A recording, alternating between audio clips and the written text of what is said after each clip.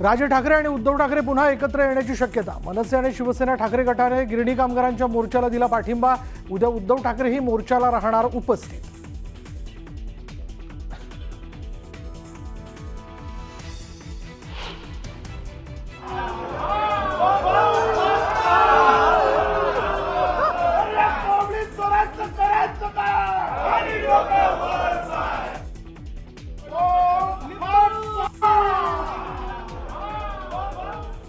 विरोधी पक्षनेतेपदाचा मुद्दा चर्चेत न घेतल्यानं विरोधकांचं विधान भवनाच्या पायऱ्यांवर आंदोलन।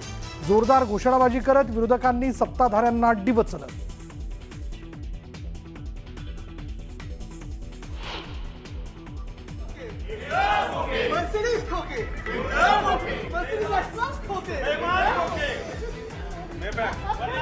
भरत गोगावले आणि राणेंपाठोपाठ विरोधकांच्या निशाण्यावर सभापती नीलम गोरे। विधान भवनाच्या पायऱ्यांवर घोषणाबाजी करत उपसभापतींना डिवचलं।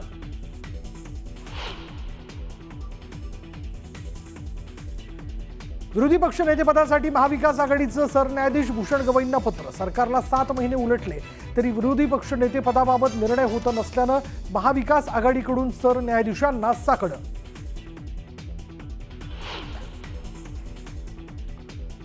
मीरा रोडमध्ये घुमला मराठीचा आवाज। मीरा रोडमध्ये निघालेल्या मोर्चात मोठ्या संख्येनं मराठी माणूस सहभागी।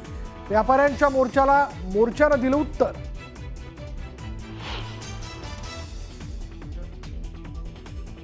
मनसेच्या कार्यकर्त्यांनी फोडला तोंडगाव धुमका टोल नाका। सुविधा नसताना टोल वसूल केला जात असल्याचा मनसैनिकांचा आरोप। पोलिसांकडून प्रकरणाचा अधिक तपास सुरू।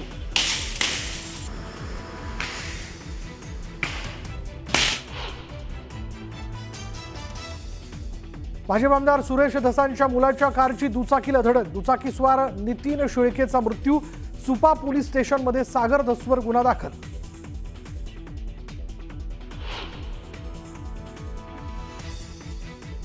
सरकार सकारात्मक असून शिक्षकांच्या मागण्या पूर्ण करणार। उद्या शिक्षकांच्या शिष्टमंडळाची मुख्यमंत्र्यांसोबत बैठक। आझाद मैदानात आंदोलकांशी भेट घेतलेल्या गिरीश महाजनांचा शब्द। महाराष्ट्रातील बंदर क्षेत्रात 120 कोटींची विदेशी गुंतवणूक।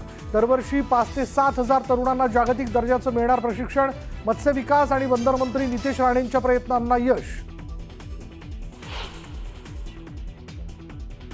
आणि युनेस्कोत छत्रपती शिवाजी महाराजांचा आंतरराष्ट्रीय गौरव।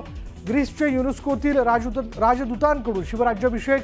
हिंदवी स्वराज्य आणि राजमुद्रेचंही कौतुक।